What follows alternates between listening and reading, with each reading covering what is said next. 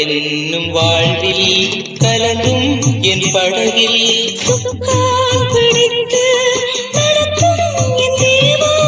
கடலென்னும் வாழ்வில் கலந்தும் என் படகில்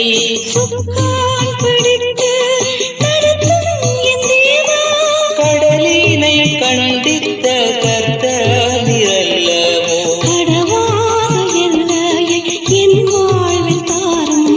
கடலினை கண்டித்த கர்த்தரல்லவோ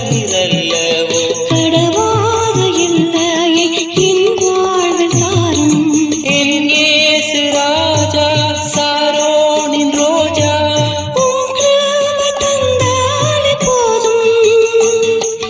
அலை மோதும் வாழ்வில் அலையாமல் செல்ல உன் கிருபை முன் செல்ல அருளும் அலை மோதும் வாழ்வில் அலையாமல் செல்ல உன் கிருபை முன் செல்ல அருளும்.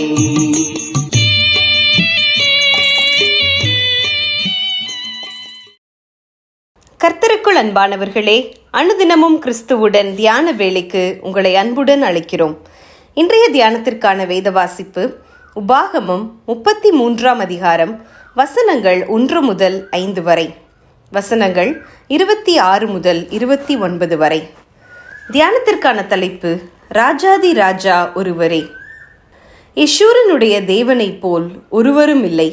அவர் உனக்கு சகாயமாய் வானங்களின் மேலும் தமது மாட்சிமையோடு ஆகாய மண்டலங்களின் மேலும் ஏறி வருகிறார். உபாகமம் 33:26. ஒரு புதிய மாதத்திற்குள் நாம் யாவரும் கடந்து வர கிருபை செய்த தேவனுக்கு நாம் துதி ஸ்தோத்திரங்களை ஏறெடுப்போம். இதுவரையும் நம்மை கைவிடாமல் வழிநடத்தினவர் இம்மாதத்திலும் நமது கைகளின் பிரயாசங்களை ஆசிர்வதித்து நமது தேவைகள் அனைத்தையும் சந்தித்து நடத்துவார். எழும்பி பிரகாசி, உன் ஒளி வந்தது, கர்த்தருடைய மகிமை உன்மேல் உதித்தது.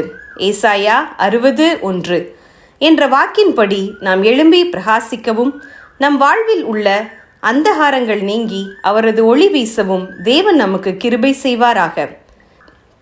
இன்று நம் ராஜா யார்? தேனீக்களுக்கு ஒரு ராணி உண்டு, எறும்பு கூட்டத்துக்கு ஒரு தலைவன் உண்டு, காட்டுக்கு ராஜா சிங்கம் என்பர்.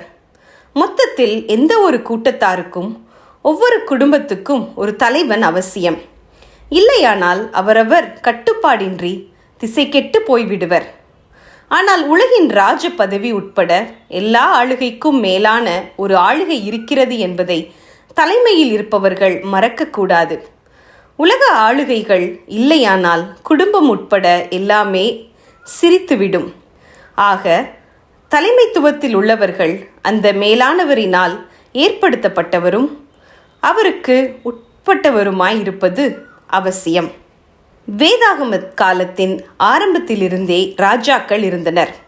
ஆதியாகமம் 14:18 சாலேமின் ராஜாவை காண்கிறோம். ஆக இஸ்ரவேலில் ராஜாக்கள் அரசாளுவதற்கு முன்பே ராஜாக்கள் இருந்துள்ளனர். இஸ்ரவேலை எகிப்தின் ராஜா அடிமைப்படுத்தினான். ஆனால் கர்த்தருக்கென்று தெரிந்தெடுக்கப்பட்ட இஸ்ரவேலை பொறுத்தளவில் ஜனங்களின் தலைவரும் இஸ்ரவேலின் கோத்திரங்களும் கூட்டம் கூடின போது அவர் கர்த்தர் யெஷூரனுக்கு ராஜாவாய் இருந்தார் என்று வாசிக்கிறோம். உபாகமம் 33:5. மோசே இஸ்ரவேலை ஆசிர்வதித்த போது அநாதி தேவனே உனக்கு அடைக்கலம் என்றும் உனக்கு சகாயம் செய்யும் கேடகமும் உனக்கு மகிமை பொருந்திய பட்டயமும் அவரே என்றும் கூறினார். அதன்படி கர்த்தர் இஸ்ரவேலை தமக்கென்று தெரிந்து கொண்டு அவர்களுடைய யுத்தங்கள் யாவையும் நடத்தி வந்தார். சிவந்த சமுத்திரத்தில் இரவு முழுவதும் வேலை செய்தவரும் அவர் ஒருவரே. அவரே ராஜாதி ராஜா. பிரியமானவர்களே, இன்று நமக்கும் அவர் ஒருவரே ராஜாதி ராஜாவும் கர்த்தாதி கர்த்தருமானவர். ஆனால் உலகிற்கு தம்மை வெளிப்படுத்துவதற்கு தாமே தமக்கென்று தெரிந்து கொண்ட இஸ்ரவேலின் மூலமாக தேவன் தம்மை ஆளுகையின் தேவனாக உலகிற்கு வெளிப்படுத்தினார். இந்த தேவனை, இந்த ராஜாவை தெய்வமாக கொண்டுள்ள நாம் எவ்வளவு பாக்கியசாலிகள்! உலகில் தேவனாலே அன்றி ஒரு அதிகாரமும் இல்லை. ரோமர் 13:1. அவரே நித்தியானந்தமுள்ள ஏக சக்கராதிபதியும் ராஜாதி ராஜாவும் கர்த்தாதி கர்த்தாவும். 1 தீமோத்தேயு 6:15. இந்த ராஜாவை பிரதிபலிக்கின்ற அவரது ராஜ்யத்தின் புத்திரராக நாம் இருக்கிறோமா? ஜெபம் செய்வோம். தேவனே, ராஜாதி ராஜாவாகிய உம்மை நாங்கள் தெய்வமாக கொண்டிருப்பது எத்துணை பாக்கியமானது. இந்த புதிய மாதத்திலும் எங்களை வழிநடத்தும். ஆமேன்.